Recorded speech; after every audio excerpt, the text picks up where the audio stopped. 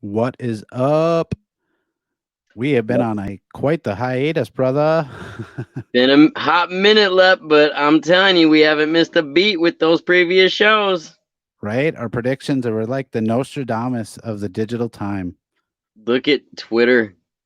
Dude, Elon we called were it in called it. May. Yep, Agent was all about it too. Is talking about exactly what has unfolded. All of us were right nuts on with our predictions. This is causing quite the controversy too. What do you foresee happening now that he's already fired the CEO and a couple other top heads? Agent spoke with them earlier, said that he has a lady was crying when she was fired because she knows what they're gonna find from what they were doing. I don't know what that means. I think that there is some algorithm stuff going on, like that they were downranking conservative, right wing voices for years. And like people, the moment that deal went through, people went nuts tweeting things that were for a long time. I got to be careful we say on YouTube, but things like the rumor word and things like learn to code and all these catchphrases that were getting people banned, for years, Right? probably half a decade. Mhm. And now everybody is just like the floodgates have opened and people are like Elon said, he set the bird free. Twitter is free and people have not skipped a beat. They have just went right to the ground running, saying all the things that they couldn't say for years. And he has allegedly brought in Tesla engineers and coders to examine Twitter's code. And so I guess a few days or maybe even a week before the entire thing went, confirmed and then went, official, he had the code locked. So all the Twitter employees were not able to make changes to anything. And Wow. kind of did like a freeze frame Wayback Machine archive type deal where now they're going to have a chance to examine and exhume, like the code and see what's been happening for the last decade at Twitter. And maybe we're going to find out some nefarious things about what Elon has been, or not Elon, but Twitter and Dorsey and everybody has been telling us wasn't happening. They were going on shows like Rogan and all over the place saying this, that, the other thing, that they're being fair and that they're, banning people and sticking to these guidelines and enforcing them, fairly against all political factions. And now the reality is we're going to find out if any of that's true. Elon's talking about freeing the code so people can see the algorithm and how it's ranking their content. Ooh. Yeah, it's going to be pretty epic. And I guess the left the left libs in general are just melting down right now about it. Yeah, you don't hear a lot from the right. That's interesting. They're I mean, there's a lot of people that are supposedly going to get their bans overturned. I don't know if it's going to happen Monday or during the weekend, but I think once that actually happens, oh man, is it going to be crazy? Like Trump has teased that he's going to stick with Truth Social, but the reality is, I don't think he can be enticed with that audience, that size, and not talk to them. I think Well, that, yeah, that's kind of more of an echo chamber, right? I haven't y- yeah, been for on that. sure. Yeah, but I mean, Twitter's kind of just like I think that's why Elon paid so much for it. It really is a bullhorn to the entire world. Like I was so excited. Remember back when they had what was that? It was the Middle East uprising. There was a term for it, and Twitter played a major role in it. Like for people to speak the truth about what was going on. You would know this. Yeah, no, I think are you talking about like that journalist that got killed and or the No, it was Middle East uprisings. They had a slang term for it, and Asian Spring? No. yeah, it was Oh, along okay. those lines. It wasn't Interesting. Asian Spring though, was it? No, I think that's older. I kind of remember something about it. I mean, I've never really been a huge Twitter guy. I've surfed it for, voices that, whenever Trump was on there, obviously I was following because he just said such crazy stuff that, he would infuriate the left and libs in general. And it was just entertaining. Like So True. that's It was what very brought me to Twitter. entertaining. Yeah, I mean, so I wasn't interested in Twitter until Trump was on, and then once he got booted and the whole January 6th thing went down, everybody all of a sudden had a magnifying glass over anybody with right-wing views that, maybe they'd be turning you over to the FBI or some other three-letter organization. So I think a lot of conservatives went silent because they were afraid, not knowing what was happening behind the scenes. Were there private messages being shared with government agencies? I mean, obviously, we had the whole, pandemic situation, so people got afraid to speak their views around that. And Twitter had such draconian, policies relating to what you could and couldn't say, things that would get you banned and things that wouldn't. I mean, we've even dealt with some of that on here on YouTube. But the reality is that people were afraid, and now they're just starting to wake up, and they're starting to, kind of test their account to see what they can get away with. And I think as time goes on and people see that Elon is either, holding to his promise that the bird is free and Twitter is free now, like that you can say things and without the threat of being banned, I think people are going to start taking advantage of it. And you're going to see a lot more right wing personalities taking to Twitter. And if he does some of those cool things with cryptos like Doge or Ethereum or whatever, he decides to make that, magic cryptocurrency for, purchasing ad dollars or transactions, or even puts a feature like what we're doing right now on YouTube.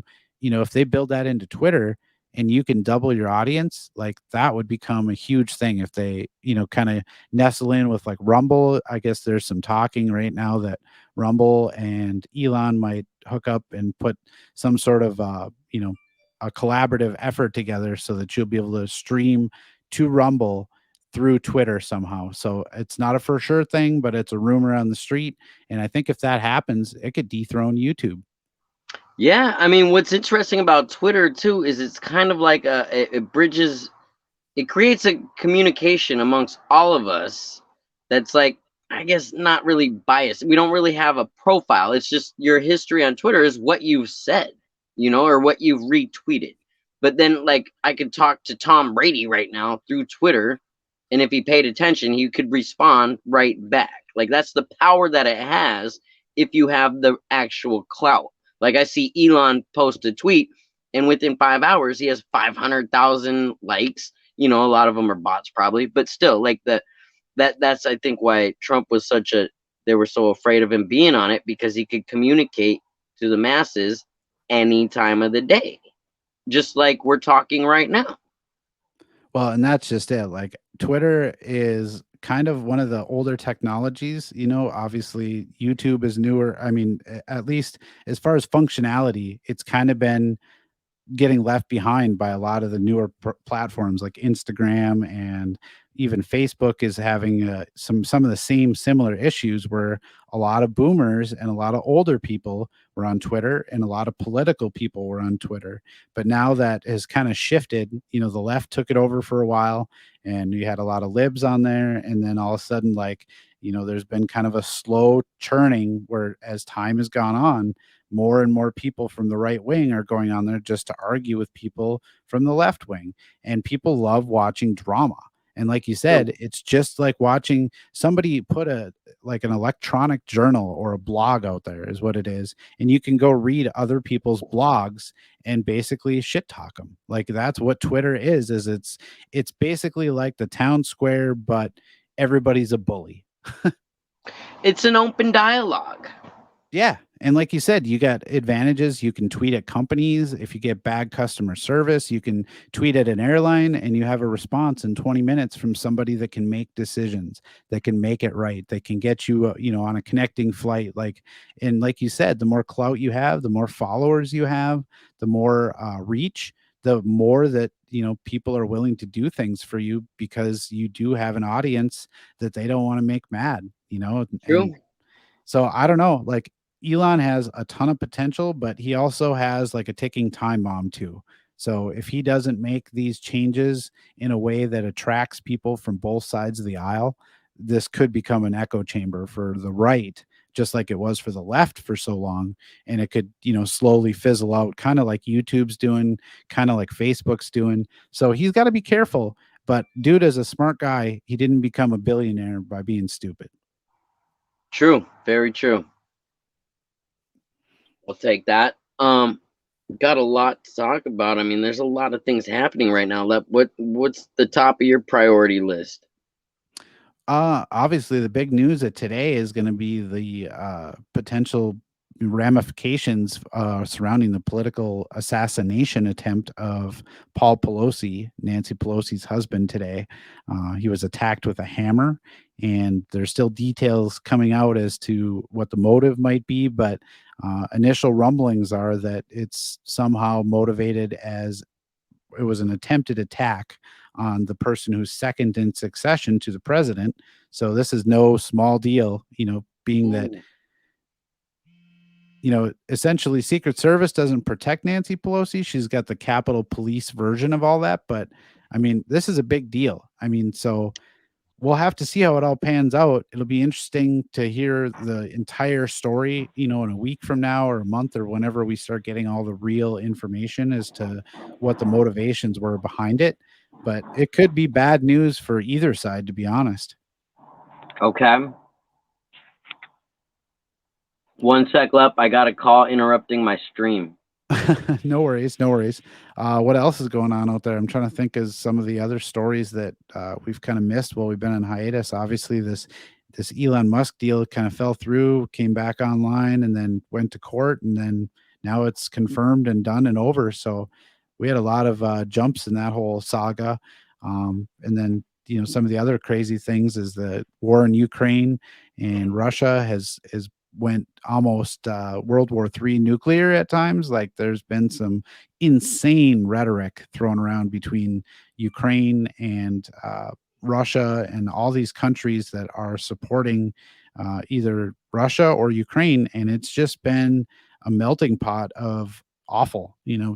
Russia's running around telling people that Ukraine is trying to put together nuclear material to make a dirty bomb and detonate it around the Chernobyl area to try and basically get the United States entered into this war officially and not just this Okay. proxy war thing that we're doing now.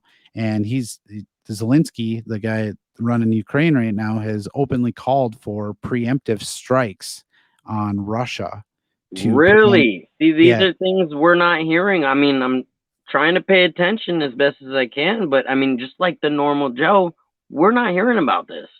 yeah, I mean, we're at show number 41, and obviously we were off for a couple months here, maybe 3 months even, and we missed a lot. But some of the things we were talking about early on was I think the Ukraine conflict had just started when we fired this channel up, and we had Yeah, made a lot of these predictions about the way that it could go and how that would have this lasting effect on inflation. And I wish Agent was here to talk about some of the price hikes. He was kept talking about bacon, right. how He is actually working. I spoke with him earlier. right on. Yeah, but he had some great info about how the cost of bacon, cigarettes, and we've talked about the ATF, the alcohol, tobacco, and firearms. How when that Hmm. stuff becomes unattainably expensive for the working middle class guy to afford, like that's going to have a chain domino effect that is going to be felt throughout the entire economy. And we've just had like a cycle between the Ukraine conflict with Russia, inflation, the midterm elections. Like it's the perfect storm, almost a hurricane of catastrophes all whipped up into one.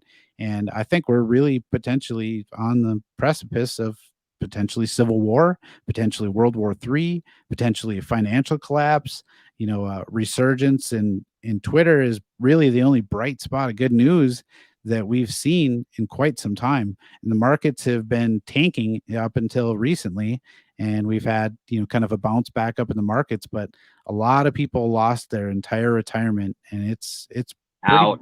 bleak out there, man. Okay, I've been hearing rumors for months now about a shortage in diesel fuel, and they're saying there's a number now on how soon we'll run out, a magic number. Do you know anything about that? I know it's under 30 days, like we were talking about before we went live here. We said I think it was around 25 days, but I think it's pretty close to that number. And when it's gone, it's gone. Like diesel isn't one of those things that can be refined, instantly. Like it takes time to replenish the strategic stockpile that we've been drawing from.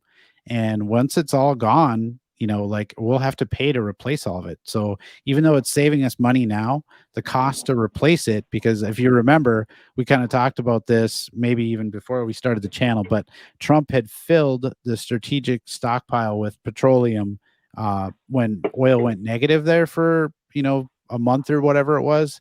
They were actually paying you to take possession of oil because there was a shortage of buyers, right after the COVID Yeah.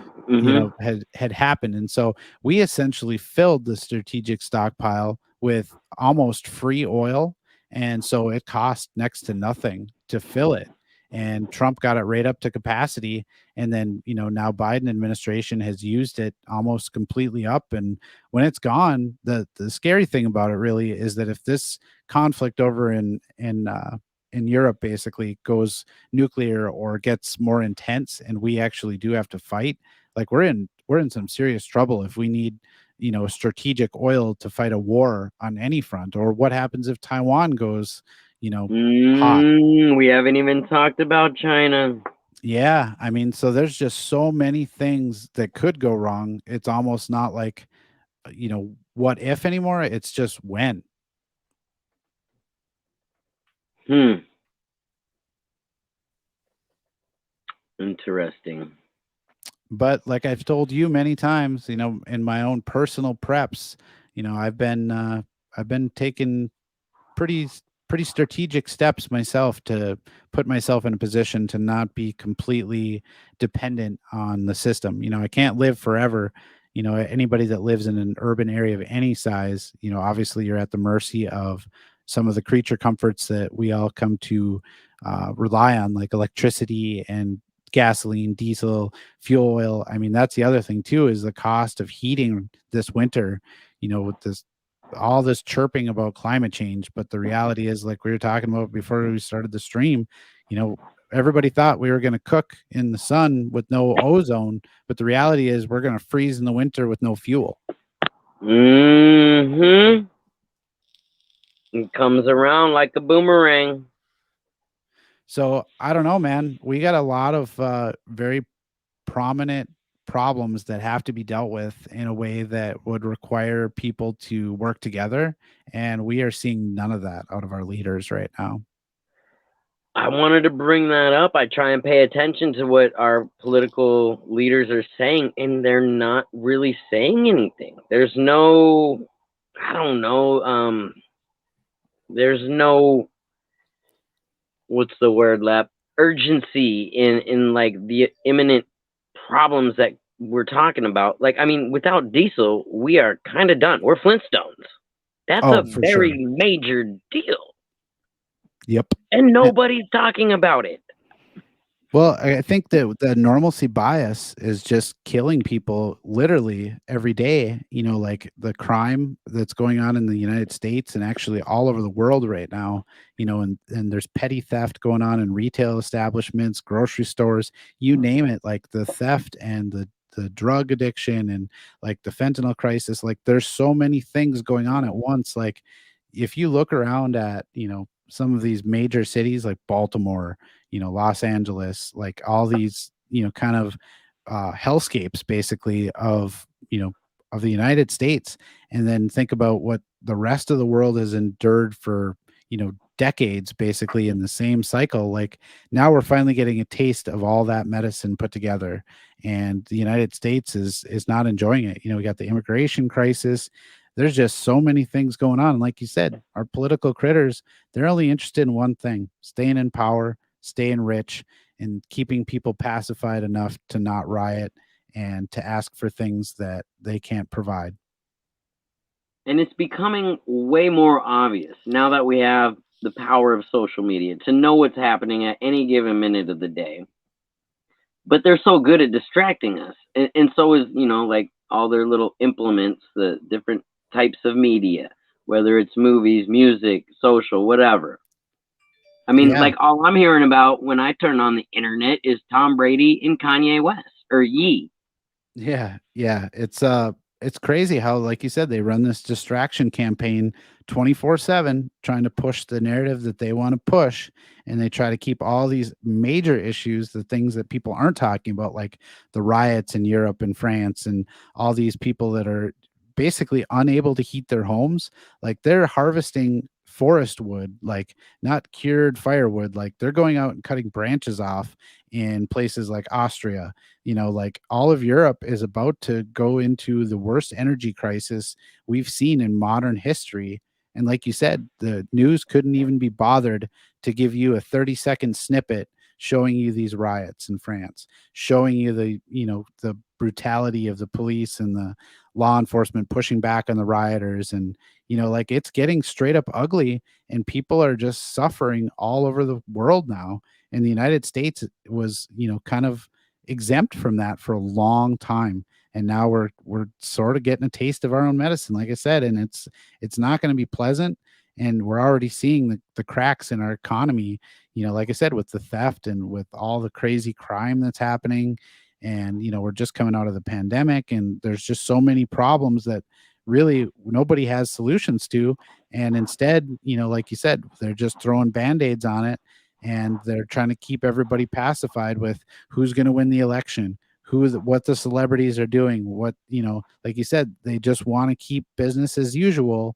And I think I've mentioned before, it's like Titanic, and everybody's trying to steal the silverware and get on a lifeboat, but nobody wants to talk about it. The band keeps playing, keeps everyone in the media's keeping everyone pacified. Well, they just basically take away every asset they can and try to, ride off in the sunset with all our tax money. Yeah, and it's working. Like, I mean, when I'm out in public, people have no idea what's going on. They don't want to know what's going on. They just want to do what they're used to doing, the way things always are, right? But when you notice that the entire globe is put on a lockdown, and then all this stuff happens, and then it's just like they're stuck on stupid, and it's terrifying. 100%. I don't know what's going to happen. I don't have an answer to, how this is going to go, but, I don't think the October surprise is fully, happened yet. I think we're going to see it sort of really unravel between now and the inauguration of the new Congress, the new Senate. And, depending on what the election results are, one party is not going to accept what happens. You're right. There's going to be, yeah, it's just duality at its finest. And like you said, people couldn't even be bothered to care to even vote, most of them. I mean, there's a lot of people that, that couldn't care less. They're working two full-time jobs. They're trying to put food on the table. They're trying to keep their kids fed. They're trying to keep clothes on their back. They're trying to just grind away every day and hope that tomorrow might be better. But the reality is that our political critters are doing everything they can to make life worse for us. And yet people, like you said, they just don't care. They just don't care. Until it hits them. Like turkey's up what 75% from last this time last year. Oh my gosh, dude, the Thanksgiving meal cost just One from, out like of you four said. families they say aren't going to be able to afford it. Yeah, and not only that, but, like, just the necessities, like whipping cream, for example. I don't use a lot of it, but I haven't been able to find it in a lot of stores. Like, and Really? yeah, Okay. and Interesting. when you do find it, is it crazy expensive now? I mean, it's essentially the same thing as butter, but it's in a Mm-hmm. liquid form. And it used to be, 5, $6 to buy a, whatever pint or quart or whatever it was at the store. I used to always shop at like a Sam's Club or a Costco for it. But now, I mean, you're talking like $11 for, a smaller container of it. And that's if you can even find it. And so, like you said, there's just a certain population of people are just not going to have a Thanksgiving meal. And that's when reality is really going to start setting in, when kids don't have Christmas presents, when the Black Friday sales, all these doorbusters and things that the economy has always been kind of built on, is this consumerist, mentality, is no longer there. And you're already seeing a lot of retail stores tighten up the belt. A lot of companies are doing away with overtime, going into the holiday season when it's their busiest time of the year, and they're cutting hours, they're cutting employees, they're making do with what they Wow. got. And that is just downright scary because there's a lot of people that that's how they pay for Christmas is by getting that Mm, second, seasonal job or temp job so that they can buy Christmas gifts. And when those jobs aren't out there, what are you going to do? And you got all these retired people that are on fixed incomes trying to keep up with inflation, and they're grabbing up these retail jobs. And you see them at Walmart, you see them at Target, you see them everywhere you go, man. It's sad, and they're just there to get a paycheck because now that social security that they worked their whole life and paid into isn't cutting it, and they're going to have to work until they die. that's heavy. And how do you like go about telling this to the average person without coming off as a fear mongerer? But there is, something to I'm afraid of. Like this could cause ultimate chaos. Well, I think it really can only go that way now. And I think to just point out to people the things that everybody sees. Everybody sees the grocery store prices. The cost to go eat out at a restaurant is now basically unobtainable for most people, myself included. Like I've cut out eating out at restaurants probably by 50, maybe 75%. I mean, unless it's a birthday or some really special occasion, I mean, we ate at Taco Bell, just to give you an idea, quick little story. So we went to Taco Bell, hadn't been there in over a year, and it was late. We just got done doing some projects for my in laws. We're coming back into town, didn't feel like going home and cooking a meal kind of thing. Hadn't eaten there probably, like I said, over a year. Last time I did, it was, probably 20, $25 for the whole family to eat, four of us. This time we went in, we actually ordered less food, saw shortages all over the menu. There was no potato products, there was no fries or potato fries or whatever. And so we took basically had to make substitutes, menu choices and piece together this, kind of lackluster, mostly full kind of order. And it was $44. Wow. What's ironic is I just stopped by a buddy's house earlier today, and a co-buddy showed up and was talking about how he took his lady to Wings and More, and it cost like $50. And Yeah. then he was complaining about another time they just recently went out. I haven't gone out to eat lately, so I'm kind of unaware of this. Yeah, dude. I've never, like I said, been a huge, person to pay attention to that stuff, but I'll be honest, my eyes were opened like we're not going to be doing that very often at all now. And, I think that you're going to see a lot of restaurants going away. People are always buying gasoline. So you can point that out to them and say, hey, you might not be noticing everything else that's happening in the economy, but you're putting gas in your car. Everybody does. Or you're doing things that involve the cost of travel, and it's Hmm. affecting everyone. So even the ultra wealthy, they're not buying, new private jets. They're either, renting or leasing, and sometimes they're just flying first class now. And when you go from an economy that was, basically everybody was getting everything they ever wanted. Now, is there some people that have always been in poverty? Yes. Is there some people that'll be in poverty even under the best of circumstances? Well, obviously, yes. But I think most people, if you worked hard, you tried to, work in the best way you knew how, like everybody could get their version of the American dream accomplished. And that is just slipping away every single day now. You're right. The carrot is getting further away. Yeah. And I think once people realize that there's nothing left for them, other than a life of, you know, basically hell on earth as these hyperinflation prices on all the commodities and all the essentials just keep going up. I think people are just going to start losing hope slowly, and you aren't going to have to even tell anybody to, hey, point this out to them because they're going to be feeling it. I mean, I don't know anybody that isn't saying something about how they're cutting back or changing or adapting the way they're living just to get by. Maybe they're not making huge, day and night changes, but everybody's doing little things, tightening up the belt, trying to see what they can cut out and still live Hmm. within their means.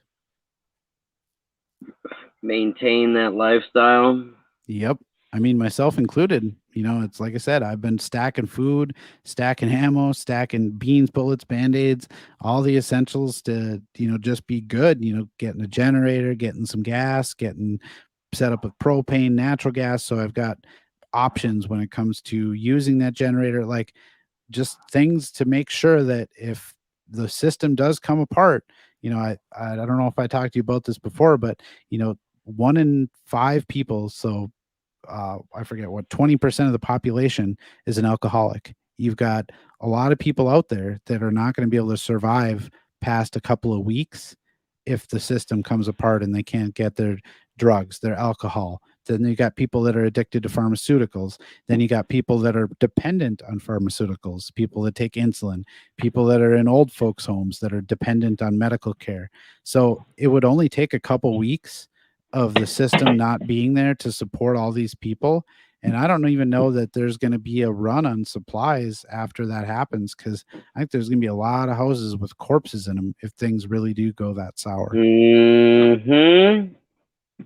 When those power bills can't get paid. Well, not just that even, but like if let's just say we lost power, EMP, some event happens where the grid goes down for even a few major cities or a state or two. Like look what happened in Texas. I mean, when you guys had that ice Good storm, point. Good point. look at the hurricane. I mean, just look at the natural events that have taken place that people are somewhat expecting, and it's sort of budgeted in their daily routine that, yeah, I can get a hurricane, we can get a snowstorm. These things can happen to set our life, in chaos for, a temporary period of time. I mean, I don't know exactly what the numbers were, but during that ice storm, and I don't even know how much snow or anything followed or if there was any snow, but basically, as you had a lot of people that didn't even know how to, run a generator in such a way to not kill themselves with carbon monoxide. You know what? Interesting fact about that is I had actually went to Minnesota during that time, and it was negative 20 up there, but down here, they call it the snowpocalypse. And yeah, I was reading about people dying from putting generators in their house and dying from the carbon monoxide. Yeah, that happened. Yeah, there's just no common sense anymore. It's not very common. I guess that's where they get the term thinning the herd.